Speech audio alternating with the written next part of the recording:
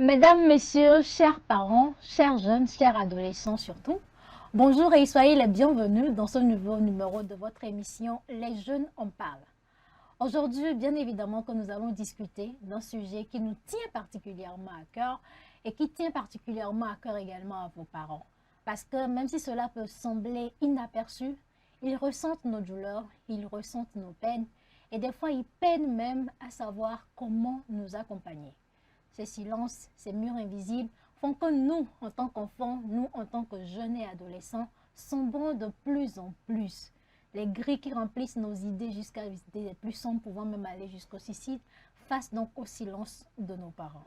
Comment ces derniers puissent mieux nous accompagner, comment nous les enfants également pourrons créer ce pont de discussion. On vous donne donc tous les ingrédients dans ce numéro. Alors, mesdames et messieurs, soyez les bienvenus encore une fois. Prenez place parce que vous allez beaucoup apprendre.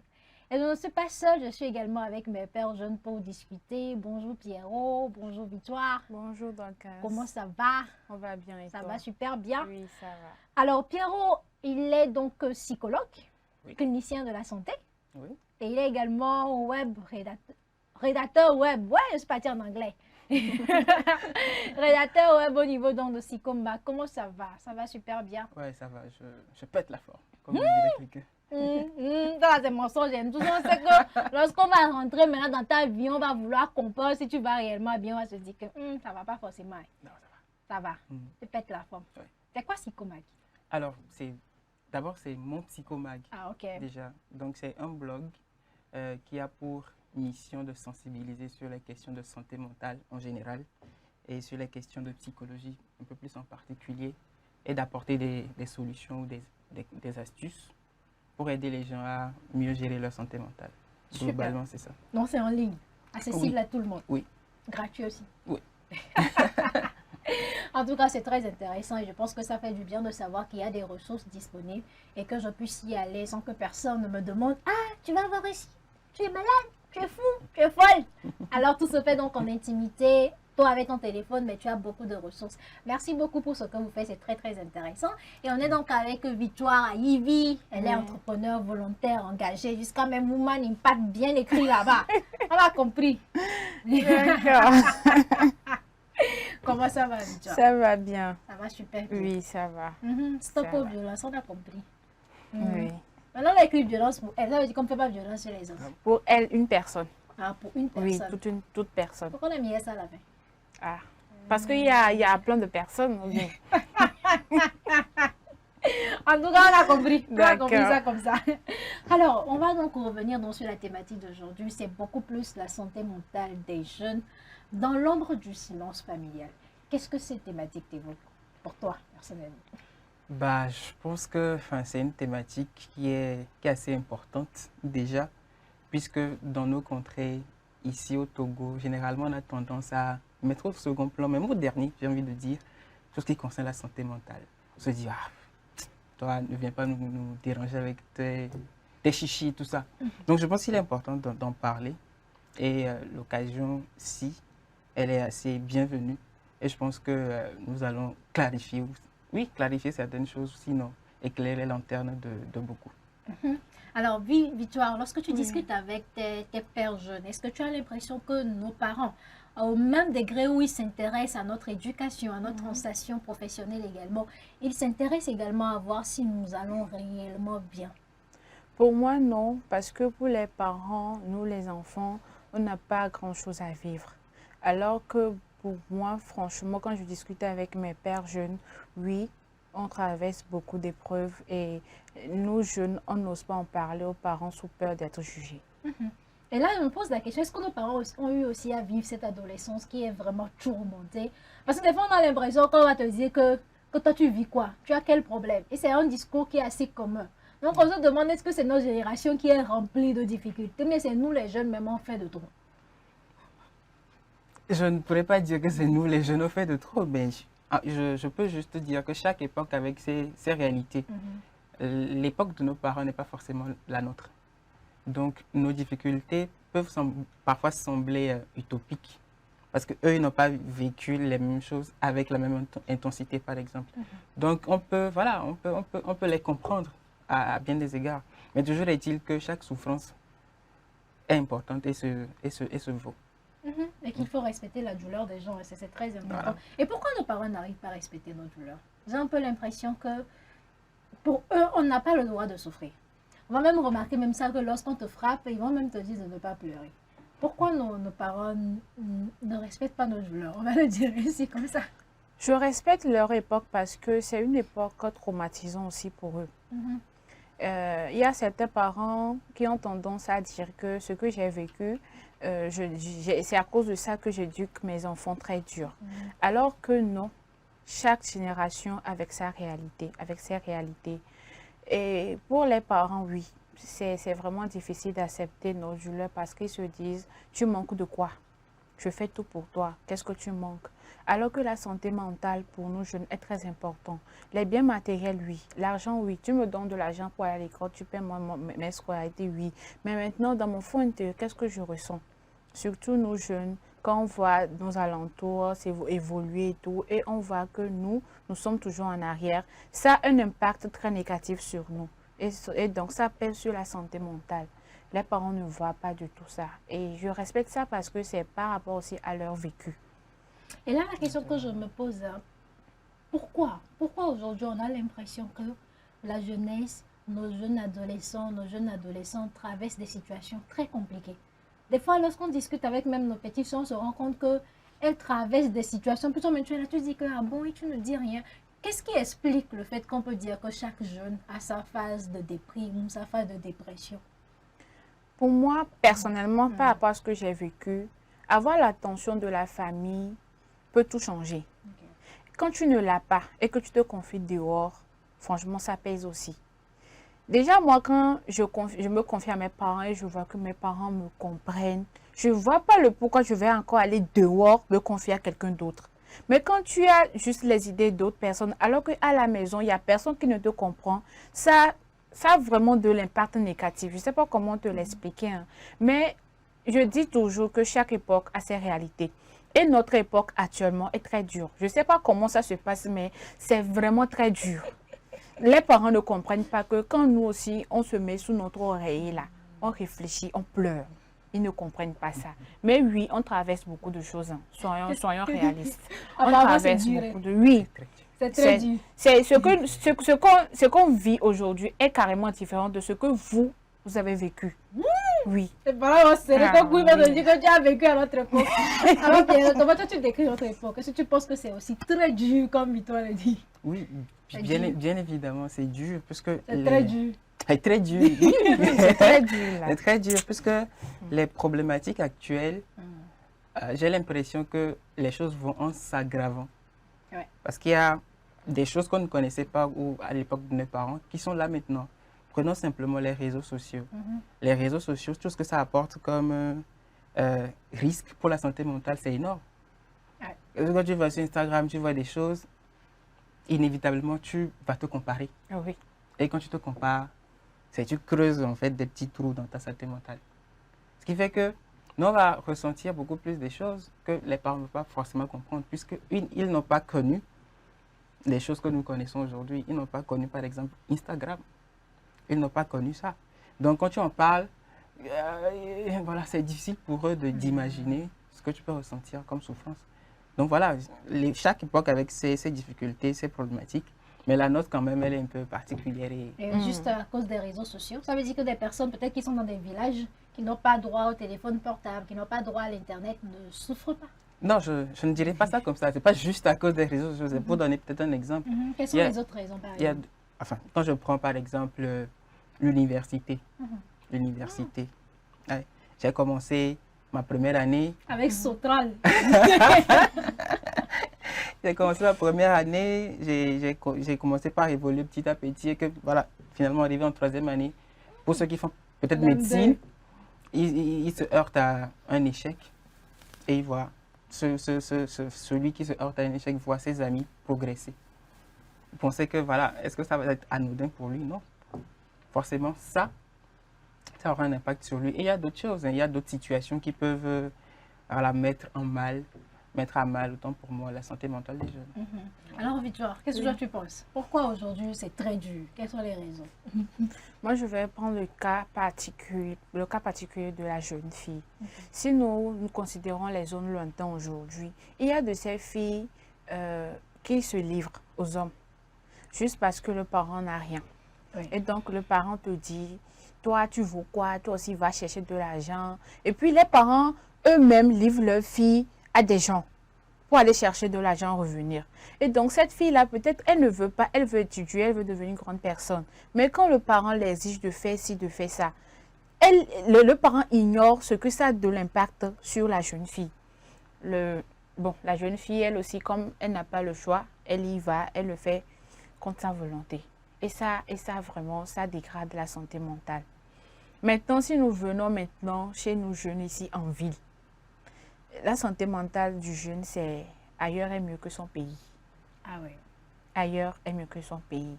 Mais si nous avons de l'attention, je reviens toujours sur ça, de l'attention, de la considération, des câlins de nos parents. Aujourd'hui, est-ce qu'un jeune est capable d'aller à tout? On faisait ça quand on était bébé.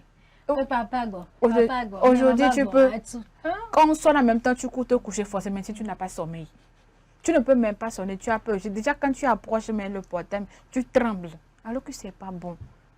Mais qu'est-ce qui explique tout ça? J'ai un peu l'impression que au fur et à mesure qu'on grandit, c'est un peu comme si on s'éloignait de nos parents. Oui.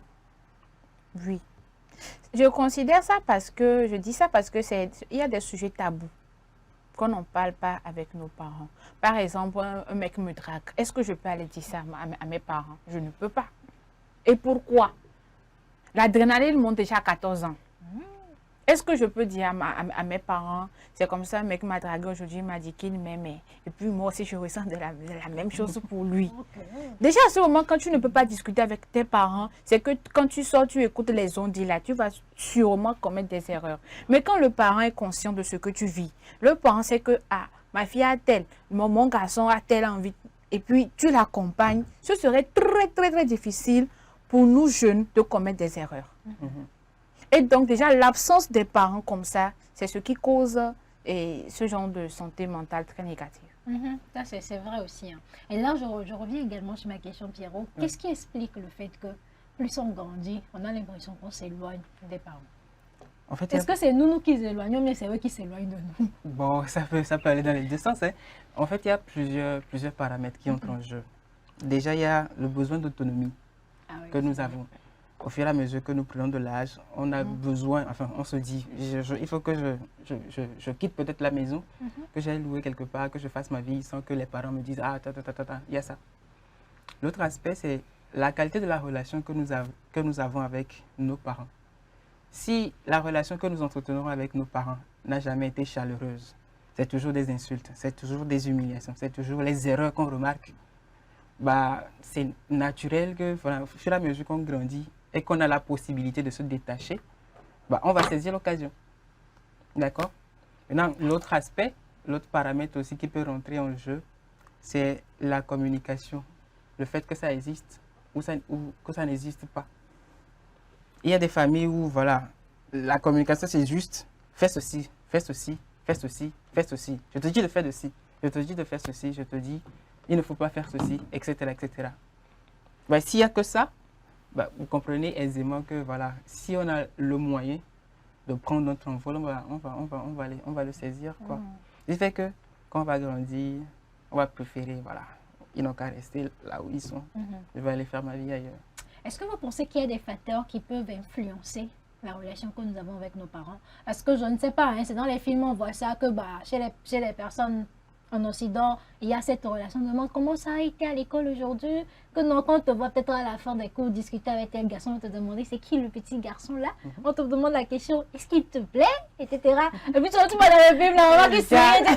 et tout. Alors que ici, si tu te croises avec un garçon à la fin des cours comme ça, toi, tu sais quand tu vas rentrer à la maison, bah, tu vas te dégoûter. Alors là, je me demande, est-ce que peut-être c'est la charge financière? Est-ce que peut-être lorsqu'on rentre dans la famille, les familles où les gens sont peut-être riches, ils ont peut-être cette facilité à discuter avec les enfants, à poser des questions, plutôt que peut-être nous en Afrique où c'est un peu difficile de joindre les deux bouts. Je ne sais pas. Est-ce que peut-être ce qu'on voit dans les films, c'est de l'abstrait? Ou ça existe réellement des parents qui essaient d'être proches de leur enfant? Oui, ça existe. D'accord. Au-delà du fait qu'il y ait des aspects culturels qui font que, voilà, l'éducation que les parents ont reçue, c'est ça qu'ils vont transmettre à leurs enfants. Si dans leur éducation, ça a toujours été, hey, ne t'approche pas des filles. Si tu touches une fille, elle va te massacrer, et ainsi de suite. Ou ne t'approche pas des garçons. Je pense que c'était venu mettre dans ma maison. Voilà, si c'est des choses comme ça que le parent a reçues, c'est normal qu'avec son enfant, il fasse pareil. Mais oui, il y a quand même des aspects socio-économiques qui vont rentrer en jeu. Si il y a une fragilité économique de la famille, le parent ne veut pas avoir de problème. Donc, dans son éducation, dans ce qu'il va transmettre comme valeur à son enfant, ça va se faire ressentir. Donc, il y a des aspects comme ça qui existent. Mais heureusement, il y a des familles aussi qui sont assez sensibilisées par rapport à tout ce qui est santé mentale des enfants. Ce qui fait que, voilà, dans ce genre de famille, vous allez souvent entendre des félicitations, voilà, tu as fait ça, oh c'est très bien, des récompenses. Tu as fait ça, je te donne ceci.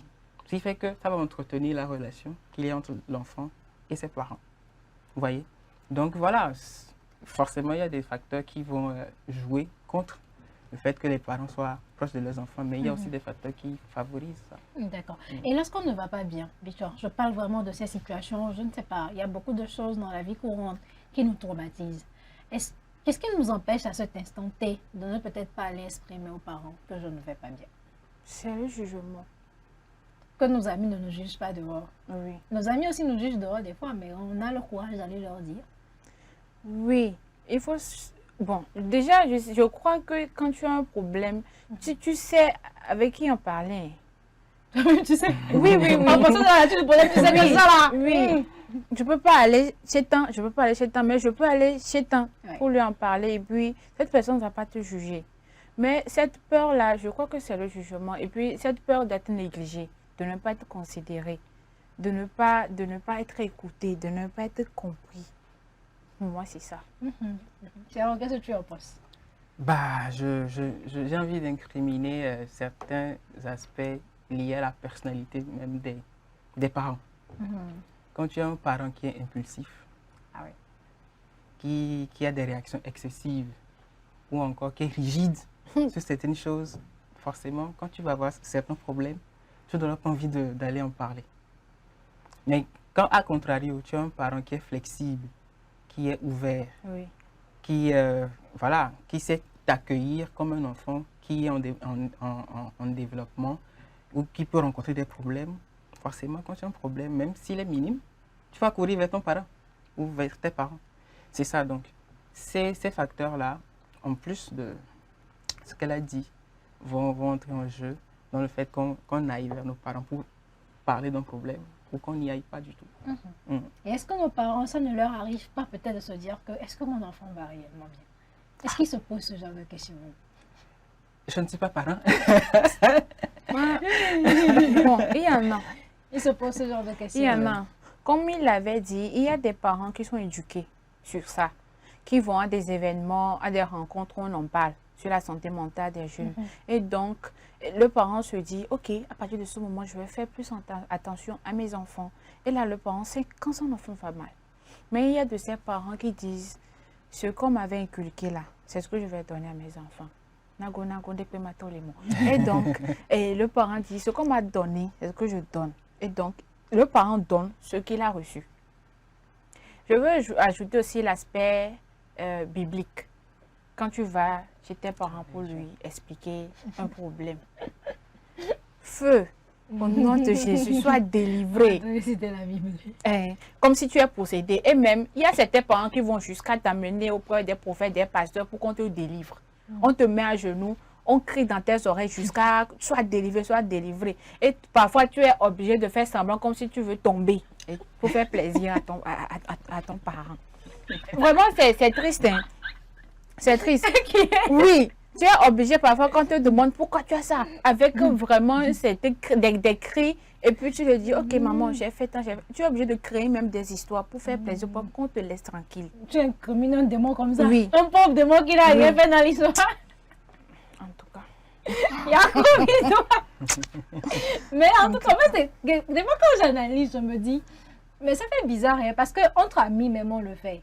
Des fois, lorsque tu écris à ton ami, tu lui dis, est-ce que tu vas bien? Tu lui demandes, est-ce que tu vas réellement bien? Est-ce que ça va? Tu es sûr que ça va? Des fois, on a l'impression qu'on arrive à remarquer de très petits détails. Et je ne juge pas les parents loin de moi. Je ne suis pas encore parent. Je ne sais pas comment je vais réagir quand je le saurai. Mais j'ai un peu l'impression que des fois, on traverse des situations et ils ne se rendent compte de rien. Oui. Alors que souvent, on dit que les mamans, elles ont un sixième sens, elles pressentent les choses. Mais la santé mentale, on dirait que c'est grillage, c'est fermé, fermé, refermé, refermé, refermé encore. Et puis, quand vous avez des mamans comme ma maman qui te réveille à 4 heures du matin pour te dire, Victoire, je viens de faire un rêve sur toi. Tu vas devenir folle. J'ai rêvé que tu as fait tant, tu es allé ici. Il faut prier. Hein. Je vais prier pour toi. On prie sur toi, oui. Maintenant, dans la journée, là, c'est que toute la famille est au courant. Ah ouais. Ou bien tu vas, tu lui dis, tu lui racontes un problème, c'est que toute la famille est au courant. Ou bien le pasteur même saura avant toi. Des détails que toi-même tu n'as même pas dit. On ajoute ça au côté spirituel. Avec ça, tu ne peux pas aller vers le parent et puis lui en parler. Alors que c'est de l'écoute. Tu n'as pas besoin d'écouter au nom de Jésus. Non. Écoute-moi simplement, donne-moi des conseils. Dis-moi, ok, je suis avec toi, je suis de cœur avec toi, ça va aller. Tu me donnes un câlin bien fort là. Moi, ça me va. Mais quand je n'ai pas ça, que j'ai ça dehors, c'est compliqué. Et puis, alors, oui, vas-y. Peut-être je voudrais ajouter quelque chose. Enfin, parfois, les parents aussi traversent des situations qui les empêchent de remarquer que, ah, mon enfant a tel. Un enfant ou un jeune qui déprime, mais dont les parents aussi dépriment. Ah ouais, c'est ou bien, intéressant. Voilà, la dépression des parents a fini par rejaillir sur le jeune. Enfin, ils sont trop occupés à gérer leur propre dépression pour pouvoir remarquer que quelque chose qui se passe. Donc, on ne va pas leur jeter quand même des pierres tout le temps. Mais il faut comprendre aussi que les parents, ils ont aussi leur charge mentale. Ils sont parents, mais ils sont aussi mariés femmes. Ils sont aussi des travailleurs. Ah ouais. Il y a plein de choses qui font que, voilà, parfois, bon, ils sont là, mais ils ne sont pas là. Ils ne sont pas là. Ça, c'est vrai quand même. Mais toujours est-il qu'il y a des parents qui n'ont pas de problème, à proprement parler, mais qui n'arrivent pas à remarquer qu'il y a tel qui ne va pas chez mon enfant. Et ça, c'est dû peut-être à la proximité que les deux n'ont pas cultivée. C'est vrai quand même. Alors là, on aimerait aussi comprendre, Victoire, quels sont peut-être des sujets ou des thématiques qui sont dits sensibles et que les enfants, les adolescents, les jeunes ne peuvent jamais, au grand jamais, vouloir aborder avec les parents. Ils préfèrent même garder ça dans leur gorge, ça te serre comme ça, mais c'est ouvrir bouche, je vous dis là. Le débat. Quels sont les exemples de sujets, par exemple, qu'on n'arrive pas à discuter avec nos parents? L'aspect des études. J'ai envie de faire quelque chose, j'ai envie de devenir quelque chose, mais mes parents disent qu'ils n'aiment pas ça. Et donc, l'enfant réfléchit dans son fond intérieur, il trouve une solution pour aller parler aux parents, mais il n'ira jamais en parler aux parents. Mais c'est eux qui vont payer les études là. Oui. Si tu choisis finalement. Oui. Donc, vaut mieux tu leur demandes leur avis d'abord. Parce que tu y vas, on te chasse. Ah ouais. Et puis le rêve de l'enfant est enfoui, premièrement. Le deuxième aspect, c'est le côté de santé sexuelle. La santé sexuelle. Supposons que ta fille est, par exemple, violée. Et à cause de ton attitude, à cause de ton comportement, à cause de la manière dont tu vas réagir, l'enfant reste genre tellement éloigné et l'enfant reste renfermé sur lui-même. Il y a aussi le côté des règles de la jeune fille. Et puis ça, je vais plus aller sur le côté de ces mamans-là qui prennent les enfants des autres chez eux. Et on oublie un peu cet aspect-là. L'enfant de quelqu'un qui vit chez toi, c'est ton enfant. Et donc, tu as hébergé une fille chez toi et tu oublies que la fille a droit à sa santé sexuelle. Et de cet aspect aussi, quand on a un parent comme ça qui est tellement, comment je vais dire, aigri à cause de ses vécus, c'est compliqué aussi que ce parent-là remarque de ces faits-là chez un enfant. Je vais revenir un peu sur l'aspect santé sexuelle au niveau des jeunes. On n'ose jamais en parler. Je dis toujours sous peur d'être jugé. Le parent ne peut jamais accepter que tu aies une copine aujourd'hui. d'aller dire à ta maman que c'est comme ça, je suis tombée amoureuse. C'est un adulte. Oui, mais malgré qu'on est adulte, donc quand tu es d'accord avec moi que c'est compliqué toujours d'en parler. Et puis avec 5 ans de demande, tu ne te maries pas. Tu n'as pas fait d'enfant. Depuis là, tu nous as présenté personne. Tu vois, non. Maintenant, tu grandis, on te dit, tu grandis. Alors qu'avant là, tu ne peux même pas en parler. Et donc, je dirais que c'est sur ces 3 thèmes-là que les jeunes n'osent pas en parler. Discuter avec les parents. Oui, vas-y Pierre. Moi, je voudrais juste rajouter tout ce qui concerne santé mentale aussi. C'est un peu difficile à aborder avec les parents. Quand je déprime, ou quand je déprime à cause d'un goumen, léger. Il m'a envoyé comme c'est naturel, non? Qui t'a envoyé?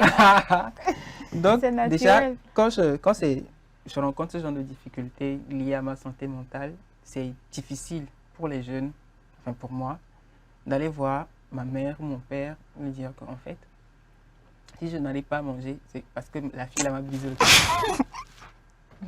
Vas-y. Faut aller, non? Faut aller. C'est ça. Tu peux même réfléchir jusqu'à aller dire briser le cœur. Mais malheureusement, il y a de ce genre de situations qui conduisent certains jeunes à tenter de se suicider, par exemple. Ah bon? Malheureusement, oui. Il y a des gens qui sont très à fond sur l'amour, qui sont, enfin, quand je dis très à fond, c'est vraiment très à fond. De telle sorte que quand le goumen vient, tout c'est cool. La vie ne les a pas encore éduqués. On va vous éduquer bientôt. Moi, je vais parler de la dépendance affective. Ah ouais, c'est vrai. Oui, de la dépendance affective et puis financière aussi. Oui. Parce que tu es jeune, tu as besoin de l'argent. Je ne peux pas demander, tu vas faire quoi avec ça? Et maintenant, voilà, c'est ton mec qui te donne. Et le mec te donne un goumet. Déjà, l'argent est parti. L'amour aussi est parti.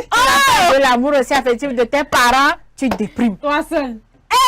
En tout cas, c'est chaud. Et ça, Victor a dit au début qu'actuellement, la vie est dure. C'est très dur. Très dur. Alors, chers parents, chers jeunes, on va donc vous laisser visionner cette petite séquence.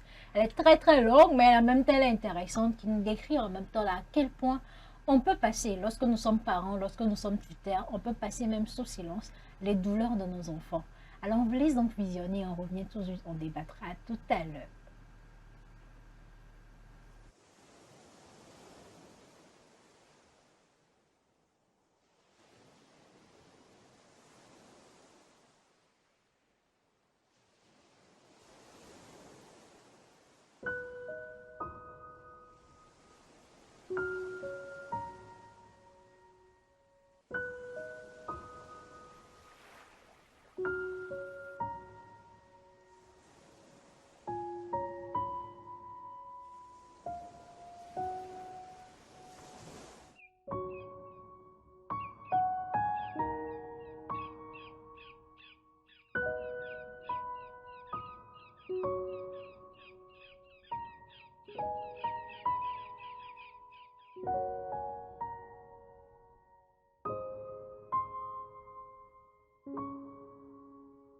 Hi, Mom. If you're reading this, I did it.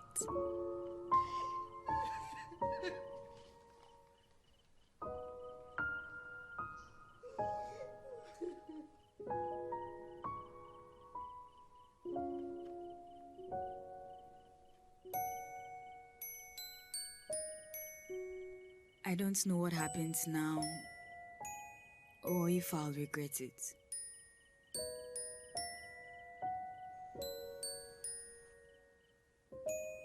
Don't get me wrong. I was scared to die. But in the end, it takes more courage to live.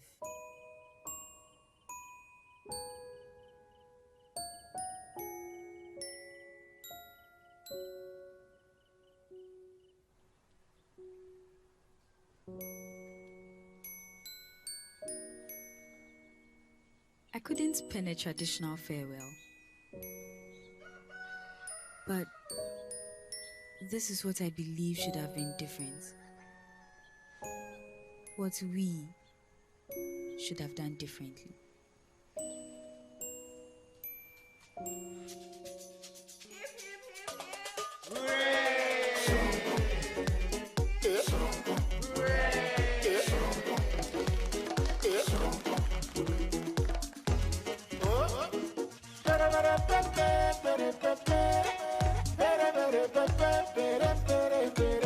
My mother mujene, mujene, mama mujene, okay sebu mujene.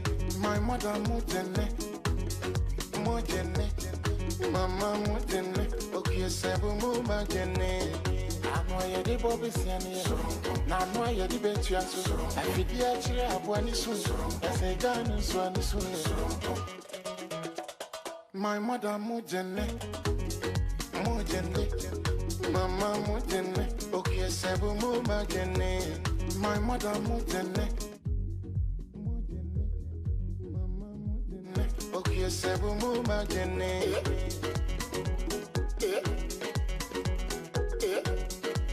When I was a child, Mama told me, when you are dealing with the people, be careful, my son. Yeah, yeah, yeah. You may be a kingmaker, yet you live like a slave. Mujene, mama mujene, okay, sebu mujene.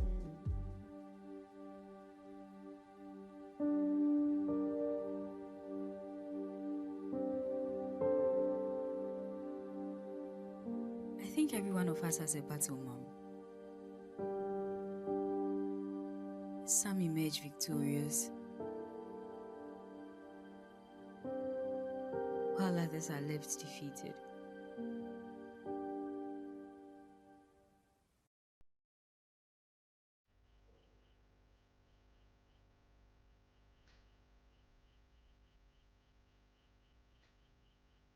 So many who have been labeled as losers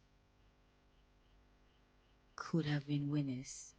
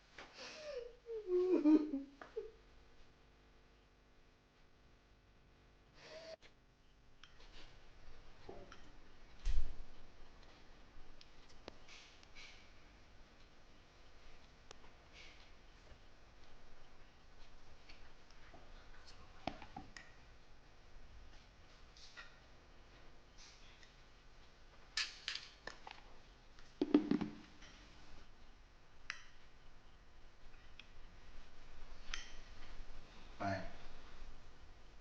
Eat your food.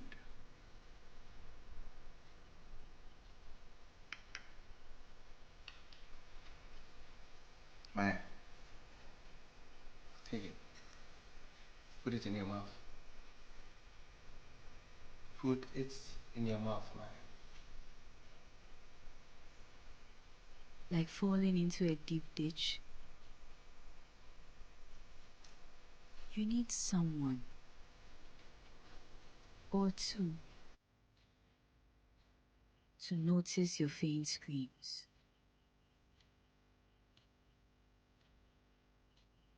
You need them to throw down the rope. Then it's up to you to grab that rope and climb out.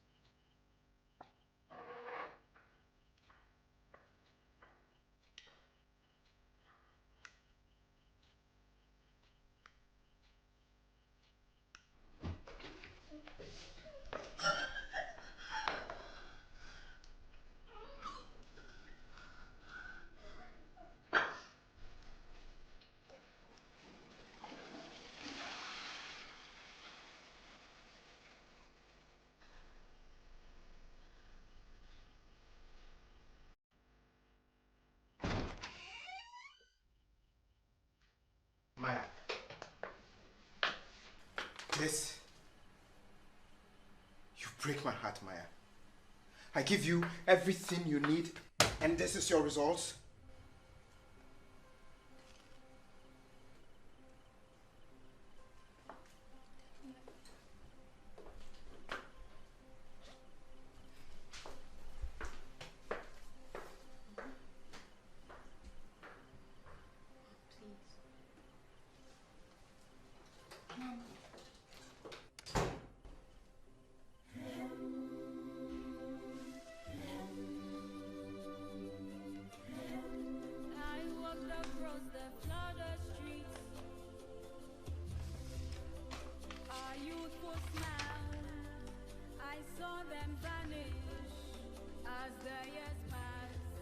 I lost my paddle, Mom. I don't know if I didn't get a rope or I just wasn't strong enough to grab it.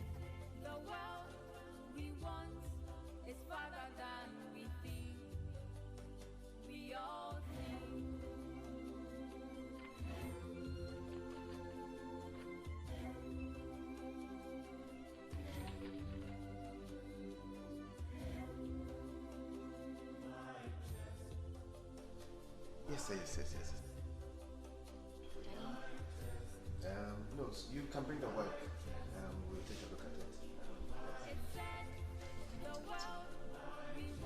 No, it's fine.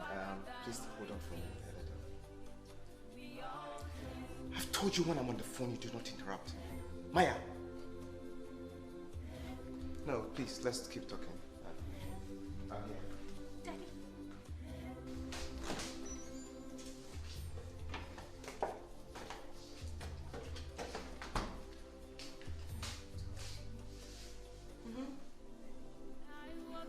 What is it?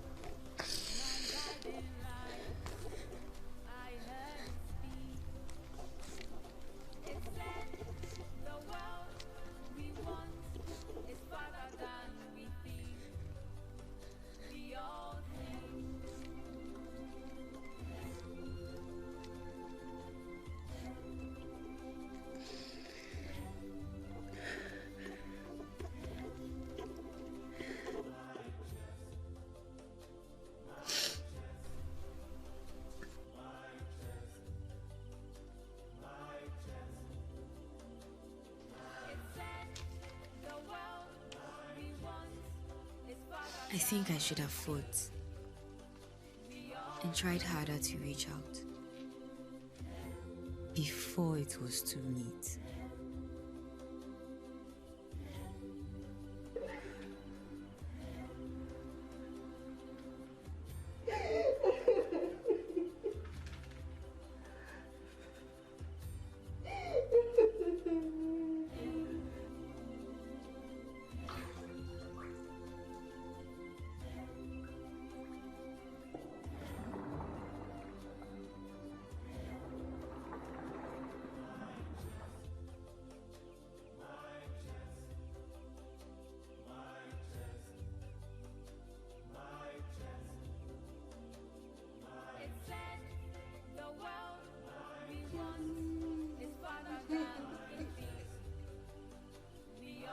Don't think about me too much. You shouldn't be sad. Just live. The world needs you.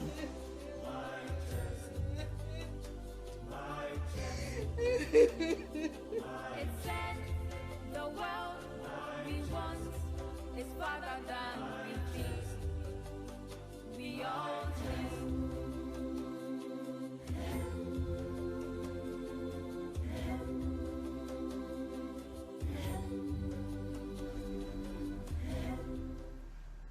En tout cas, bon, je pense que c'est un court-métrage, hein, sinon rassurez-vous, c'est un court-métrage. Il y a Victoire qui est en train de pleurer, on pleure pas. On pleure pas. Là, vraiment, elle est toujours là. Pierrot, qu'est-ce que tu en penses?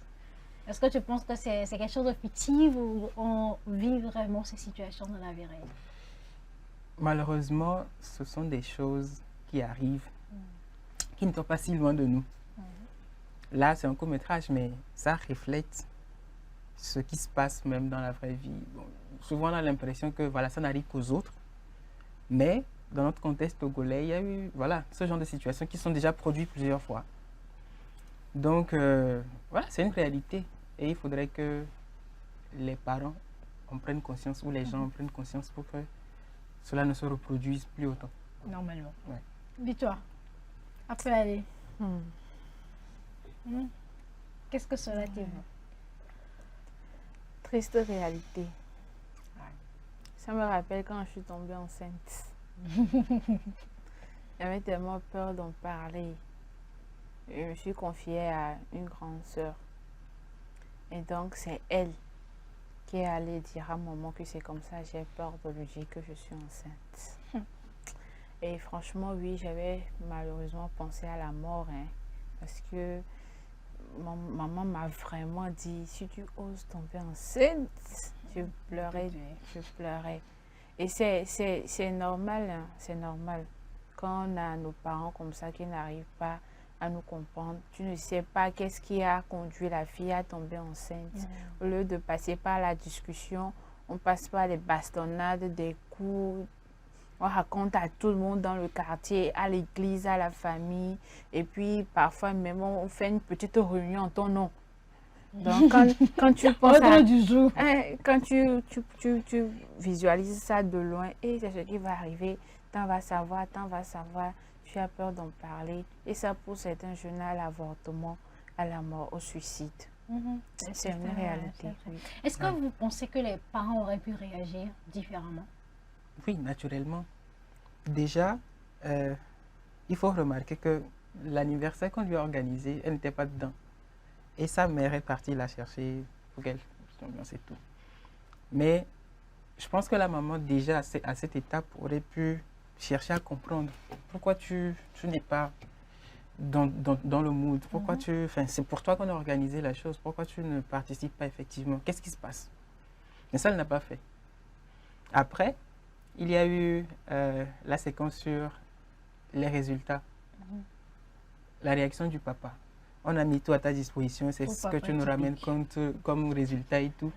Au lieu de peut-être chercher à savoir, bon, je n'ai jamais vu un tel résultat chez toi. Pourquoi? Est-ce que tu penses avoir quelque chose à me dire? Qu'est-ce qui t'a fait donner ce résultat, par exemple? Chercher à comprendre ce qui se passe derrière. Parce que quand on va bien, on peut bien faire. Mais quand on ne va pas bien, même les résultats scolaires, universitaires, ça se sent. Ça le sent dessus. Tu as l'habitude de valider avec 17, 18, tu reviens avec un 12 ou même un 9. Ce n'est pas que tu n'as pas appris, mais c'est ton état de santé mentale qui est en jeu. Donc les parents auraient pu avoir une meilleure réaction. Après, la fille a cherché à parler. Elle a cherché à faire le pas. Mais les parents ne se sont montrés indisponibles. D'abord le papa qui dit « Ah, je suis au téléphone, pourquoi tu viens me déranger ?» tout ça. Et après le maman qui dit « Pardon, qu'est-ce qu'il y a ?» Voilà, ce genre de réaction, ça ne favorise pas la discussion, ça ne permet pas à la fille de libérer sa parole, par exemple, ou à l'enfant, plus généralement, de libérer sa parole. Donc, je pense effectivement que les parents auraient pu avoir une meilleure réaction, manifester de la proximité vis-à-vis de leur enfant. Et ça aurait pu éviter certaines choses. Mais on avait aussi l'impression qu'elle aussi, elle n'arrivait pas à parler. On sait que nos parents, souvent les papas, quand tu vas, c'est pour dire directement droit au but, je veux ça. Quand tu veux tourner au pot, autour du pot comme ça, là, on te chasse vite, vite, vite, vite. Et c'est un peu complexe. Vivi, ça peut aller. Oui, j'essaie d'imaginer encore, de revoir la scène. Moi, je pense que dès le début, les parents allaient pouvoir remarquer ça. Parce que moi, déjà, quand je vois la vidéo, déjà, je remarque le silence de la fille, le visage qu'elle avait lors de l'anniversaire. Et donc, dans toute la foule, là, il n'y avait personne qui pourrait dire, mais tu as quoi? La fille a quoi? C'est pour son anniversaire. Elle a quoi? Déjà, est-ce qu'ils ont demandé le consentement de la fille avant d'organiser même l'anniversaire? Donc, moi, je vois que la fille vivait quelque chose d'abord avant l'anniversaire. Bon, je dis n'importe quoi, peut-être qu'on l'a violée. Peut-être la grossesse, ça vient d'un viol. Et puis, elle n'avait pas l'audace et puis le courage d'en parler. Et donc, à table même, quand ils étaient en train de manger, bon, votre fille n'arrivait pas à manger, pourquoi tu n'arrives pas à manger? Tu as quoi? Les parents n'ont pas demandé maintenant, ils voient le résultat puis ça s'enflamme. Je ne sais pas, je ne connais pas la cause. Parce que si la fille avait quand même, est quand même tombée enceinte, par consentement, elle n'allait pas avoir ce visage-là lors de l'anniversaire. C'est un vécu. C'est compliqué. Hein? Et Oui. là, on a vu que ce ne sont pas uniquement les parents, mais il y a également toute la famille. Comme oui. je l'ai dit, il y avait beaucoup de personnes. Vous dansez sans même que l'intéressé ne soit même pas là. Même couper le gâteau, la fille voyait en l'air en mode de couper le gâteau. La sourire. Pas sourire pour les photos. C'est un peu ça aussi, les réseaux sociaux. On va Ouais. voir les belles familles à C'est de la l'extérieur, négligence. et au fond, Oui. ce sont des familles qui sont vraiment C'est de la très négligence. éduquées. Les parents étaient vraiment négligents. Est-ce que c'est de leur faute réellement? Oui. Moi, mais toi, elle est tranchée. Oui. On ne va pas totalement leur amputer cela. J'ai une amie qui dit que le premier devoir des parents, c'est d'énerver les enfants et de ne pas en prendre soin. Oui. Mais je me dis que si tu n'as pas reçu aussi cette éducation, si tu ne sais pas comment le faire, c'est un peu compliqué pour eux. Ça Nous ne sommes laisse des dommage. êtres humains d'occasion. Nous sommes, peu importe comment tu es dû là, tu vois quelqu'un mal là, tu sauras. Donc, Peu tu importe savais. comment. C'est de la négligence, c'est de l'ignorance. Bah, Théo, qu'est-ce que tu en penses? il y a toujours cet aspect culturel Ah oui. que je veux toujours mettre en jeu. Hein? Ils auraient pu remarquer que voilà, quelque chose ne va pas. Mais derrière l'interprétation qu'ils en font, ça ne va pas aller dans le sens. Ils de ont la remarqué, ils n'ont pas voulu demander. fille. Voilà, c'est Sinon, quand c'est en même, ils cela- ont remarqué que ça n'allait pas. Oui, c'est en cela que je dis, je parle d'interprétation. Peut-être que pour eux, voilà, c'est des chichis. Ah oui, c'est vrai, ce sont des Des caprices. caprices. Des Des caprices. caprices adolescents. Que C'est vrai, Oui, quand même. mais ce n'est pas aussi. Enfin, nous avons tous des parents. tu as vu la qui- vidéo avec moi, non? Ça, c'est caprice. Non, nous on peut voir que ce n'est pas un caprice. Si tu peux voir que c'est pas caprice, c'est qu'ils ont vu que c'est pas caprice. Mais c'est de l'ignorance. Et maintenant, pour chez toi, pourquoi ils n'ont pas demandé? Après tout, c'est leur enfant. Non, ils Parce n'ont juste qu'après, pas- quand le mal est arrivé, ils ont pleuré. Ça veut dire qu'à quelque part, ils aimaient la fille. Je ne sais pas comment je vais l'interpréter. Hein. Mais ça, carrément, peut-être que c'est une grossesse non désirée. La fille? Oui, c'est pourquoi ils n'ont pas considéré ça. Sinon, pourquoi moi je. Comment. Ma fille. Non, quand même. Peu importe ce que j'en dis, peu importe mes problèmes là. Je vois ma fille mal là, je te demande. Je m'oublie même parce que tu n'as pas demandé à naître. C'est moi, je t'ai dérangé, tu es venu. Pourquoi je vais te voir mal, puis je vais t'oublier? Non. Moi, je dis peut-être que c'est parce que les parents vivent quelque chose en interne, de conjugal. Mais cela ne les empêche pas de penser à leur fille. Quand même, vous dormez ensemble. Tu as vu ma fille aujourd'hui? Tu vois l'état dans lequel elle était? Vraiment, c'est inquiétant. Donc, vous n'avez pas... Non, quand même. Mais Un peu de quand même. même ça, Un peu de quand même. peut-être que la maman va réagir en disant au Oui, papa la que, maman. Oui, toi, voilà, maman. notre fille, elle n'a Toi, pas l'air d'aller oui. bien. Et le papa dit, non, il faut la laisser. Ouais, c'est ça les hommes. Elle va dire que c'est ta fille, il Oui. faut aller gérer. Mais la maman aussi. Ah, peut-être elle a essayé, le papa a dit que c'est ta fille, c'est des choses de femme, il faut aller gérer. C'est de leur faute. C'est la faute. Hein. Elle Alors, dit ça aussi. qu'est-ce qui peut être aussi en termes de conséquences, le silence de la famille sur la douleur des enfants? Est-ce que cela a un impact sur la prise en charge de cette douleur, de nos problèmes? Oui, assurément, ça a un impact. Puisque la famille, c'est le premier soutien. D'accord, quand quelque chose nous arrive, le premier soutien, avant même les amis, Oui. c'est la Normalement. famille. D'accord? Et quand tu vas parler de quelque chose, ou quand tu essaies de parler de quelque chose qui t'arrive dans ta famille et que, enfin, on se tait, tout simplement, ça exacerbe en fait ta douleur, ta souffrance. Et voilà, tel que je le dis, il y a un impact sur. Prenez juste l'exemple de, voilà, elle a parlé de violence sexuelle, l'exemple de l'inceste, où voilà, la jeune fille vient se plaindre que, en fait, voilà, il y a tel oncle qui a abusé d'elle et tout. Et réaction des parents, ils se taisent. On doit, Je t'aise même. Quitte on doit ici. préserver Arrête ce que tu dis là. l'intimité de la famille. Arrête ce que tu dis là, on te chasse. Donc, vous comprenez aisément que ce genre de situation, quand les parents ou la famille essayent d'étouffer la souffrance de l'enfant, ça augmente même ça. En plus, ce sont des oncles, quand on a des problèmes dans la famille, on appelle. Hein. Donc, tu vas aller te C'est eux qui plaindre. donnent des conseils. C'est compliqué. Oh. Alors, Victoire, quelles sont les recommandations? Comment tu penses qu'on pourrait peut-être améliorer cette communication qu'on a avec le parent afin qu'on puisse discuter de tout avec eux, y compris même des problèmes qui touchent à notre santé mentale? Bon, c'est un projet, mais bon, je vais déjà briefer ça comme tu me le demandes. Je vais profiter de l'occasion. C'est le concept Allo Tata que je suis en train d'élaborer. Et donc, Allo Tata, c'est juste un mot, bon, une phrase, je vais dire, pour attirer l'attention des adolescents. C'est-à-dire, tu as un problème que tu n'arrives pas à parler avec tes parents, tu appelles Tata.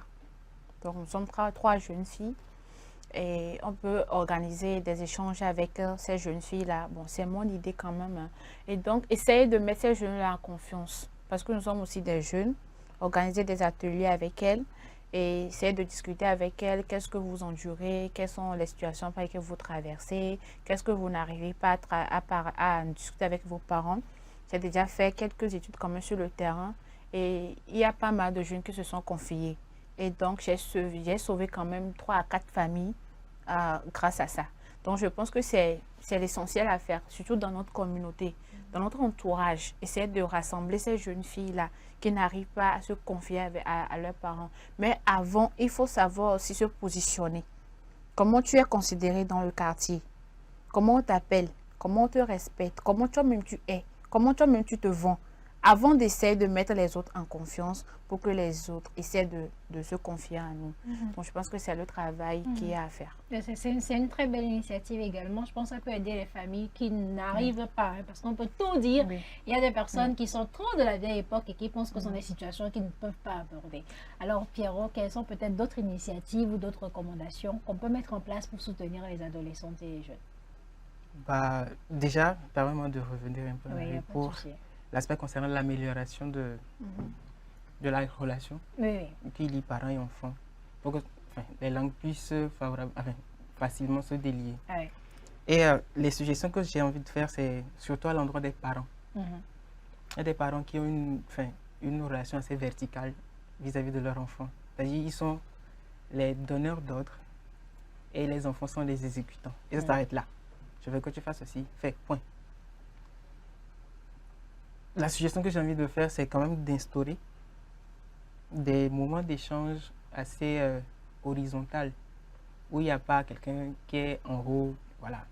Des moments d'échange qui permettent aux enfants de s'exprimer sur certains sujets, même si l'enfant ne va pas avoir forcément raison. Ces moments qui lui permettent de parler, de discuter avec ses parents, sans, j'ai envie de dire sans tabou, mais ça sera difficile, naturellement. Mais en tout cas, sans filtre. Instaurer des moments d'échange. Ça peut être autour d'un repas. Le repas du soir, tout le monde est rentré. Voilà. Toi, tu as fait quoi de ta journée? Qu'est-ce que tu as rencontré? Parle-moi un peu de ta journée. Moi, j'ai fait ceci.